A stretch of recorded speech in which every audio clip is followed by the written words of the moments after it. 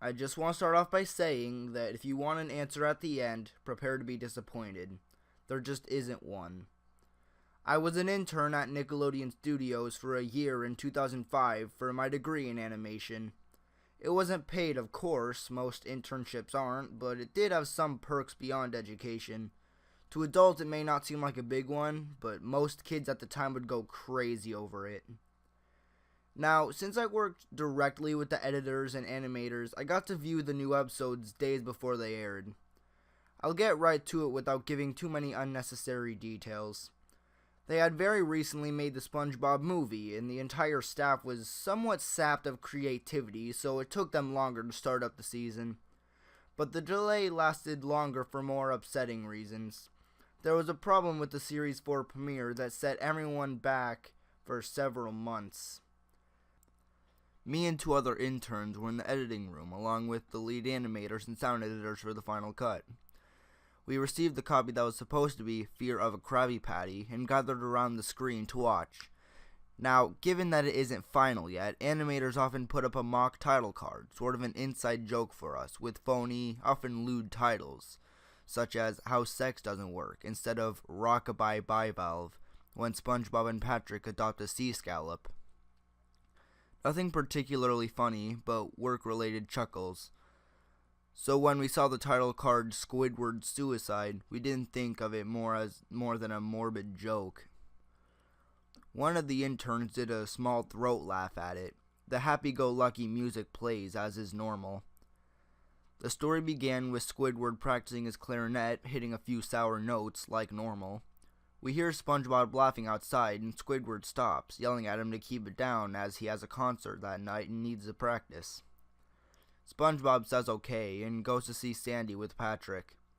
The bubble splash screen comes up and we see the ending of Squidward's concert. This is when things begin to seem off. While playing, a few frames repeat themselves, but the sound doesn't. But when he stops playing, the sound finishes as if the skip never happened. There is a slight murmuring in the crowd before they begin to boo him. Not normal cartoon booing that is common in the show, but you could very clearly hear malice in it. Squidward's in full frame and he looks visibly afraid.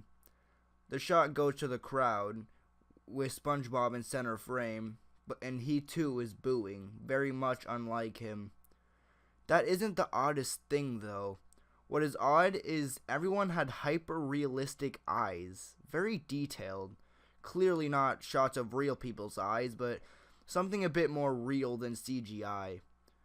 The pupils were red. Some of us looked at each other, obviously confused, but since we weren't the writers, we didn't question its appeal to children yet. The shot then goes to Squidward sitting on the edge of his bed, looking very forlorn. The view out of his porthole window is of a night sky, so it isn't very long after the concert. The unsettling part is, at this point, there is no sound. Literally no sound. Not even the feedback from the speakers in the room. It's as if the speakers were turned off, though their status showed them working perfectly. He just sat there blinking, in this silence for about 30 seconds, then he started to sob softly. He put his hands, or tentacles, over his eyes and cried quietly for a full minute more, all the while a sound in the background very slowly growing from nothing to barely audible. It sounded like a slight breeze through a forest. The screen slowly begins to zoom in on his face. By slow, I mean it's only noticeable if you look at shots 10 seconds apart side by side. His sobbing gets louder, more full of hurt and anger. The screen then twitches a bit, as if it twists in on itself, for a split second, then back to normal.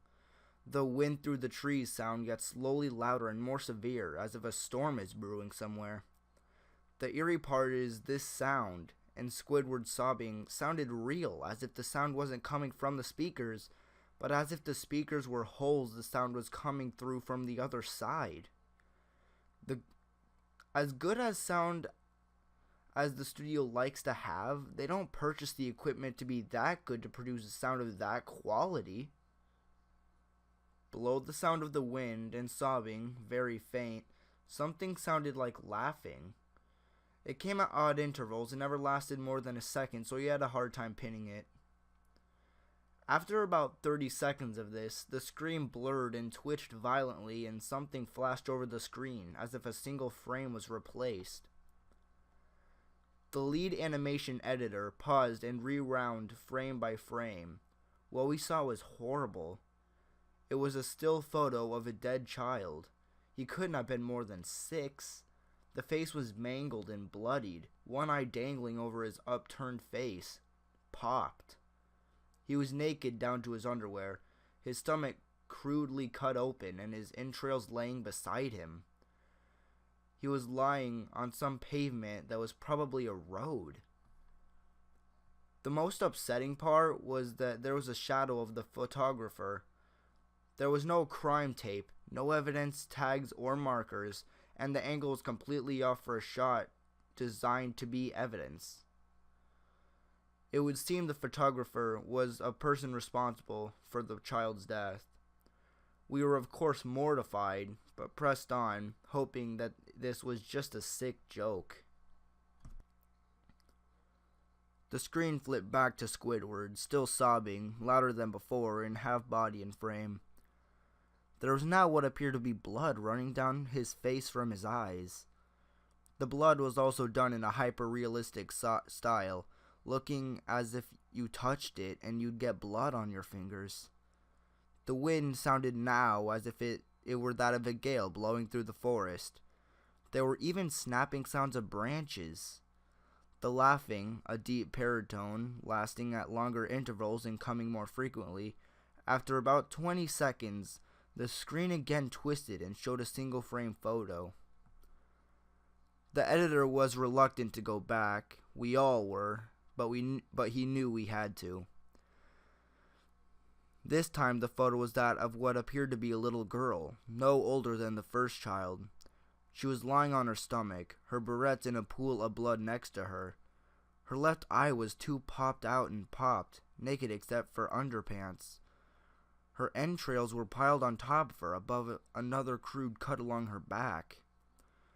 Again, the body was on the street and the photographer's shadow was visible, very similar in size and shape to the first. I had to choke back vomit, and one intern, the only female in the room, ran out. The show resumed.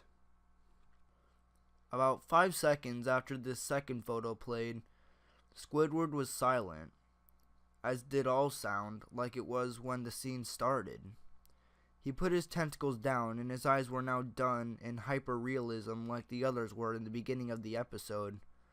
They were bleeding, bloodshot, and pulsating. He just stared at the screen as if watching the viewer. After about 10 seconds, he started sobbing, this time not covering his eyes. The sound was piercing and loud, and most fear-inducing of all is his sobbing was mixed with screams. Tears and blood were dripping down his face at a heavy rate. The wind sound came back, and so did the deep voice laughing. And this time, the still photo lasted for a good 5 frames.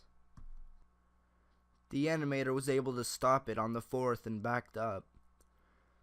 This time the photo was of a boy, about the same age, but this time the scene was different. The entrails were just being pulled out from a stomach wound by a large hand. The right eye popped out and dangling, blood trickling from it. The animator proceeded. It was hard to believe, but the next one was different, and we couldn't tell what. He went on to the next, same thing. We went back to the first and played them quicker, and I lost it. I vomited on the floor, the animating and sound editors gasping at the screen. The 5 frames were not as if they were 5 different photos. They were played out as if they were frames from a video. We saw the hand slowly lift out the guts, and we saw the kid's eyes focus on it. We even saw 2 frames of the kid beginning to blink. The lead sound editor told us to stop. He had to call in the creator to see this. Mr. Hillenberg arrived within about 15 minutes. He was confused as to why he was called down there, so the editor just continued the episode. Once the few frames were shown, all screaming, all sound stopped. Squidward was just staring down the viewer, full frame of the face, for about 3 seconds. The shot quickly panned out, and that deep voice said, "Do it." And we see in Squidward's hands a shotgun. He immediately pulls the gun in his mouth and pulls the trigger. Realistic blood and brain matter splatters on the wall behind him and his bed, and he flies back with the force.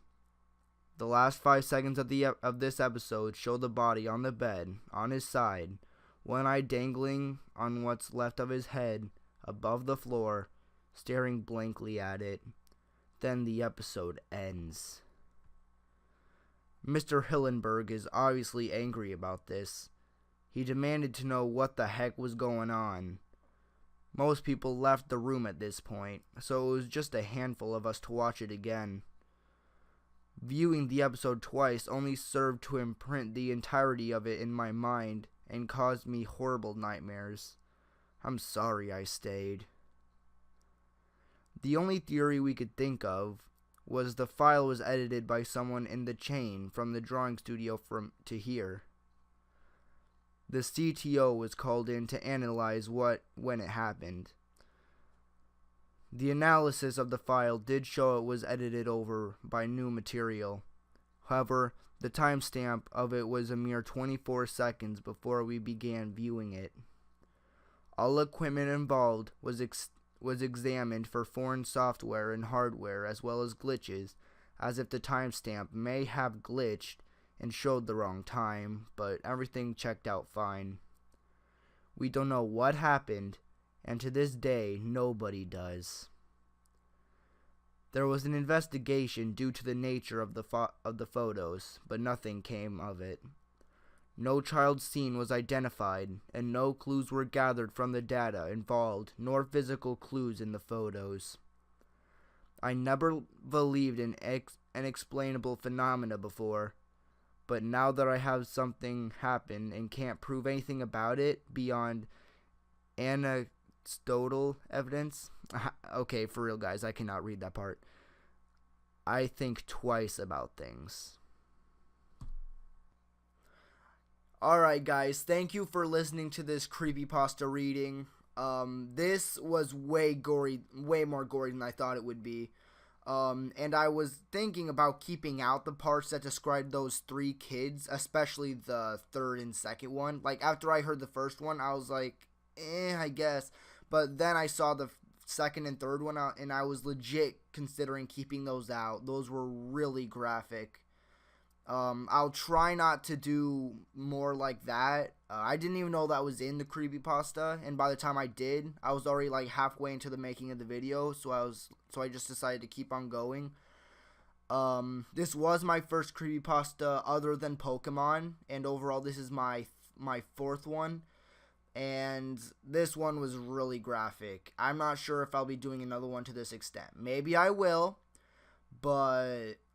and I would show you guys the video, like a fan-made version of the episode, but I decided not to because I watched it myself, and oh my god, I've always loved creepy stories, and I never got scared, but watching the video just unsettled even me, honestly, and I do not get scared easily, especially by fan-made crap. But to the link that I'll put in the description, you know how I always put a link to the website in the description. On this website, there's the video I watched. Watch at your own risk of your sanity.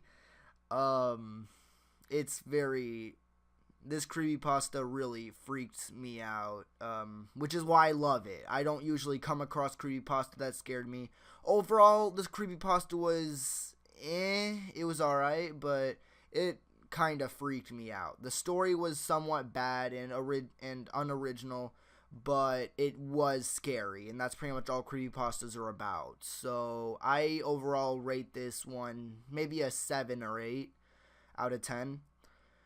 And if you want to watch a fan-made version, then check out the link or search up another video on YouTube. I've seen a couple good ones on there. I'm sorry for the graphicness of this. I will, maybe another one like this will be made. I don't know. And yeah, thanks for watching.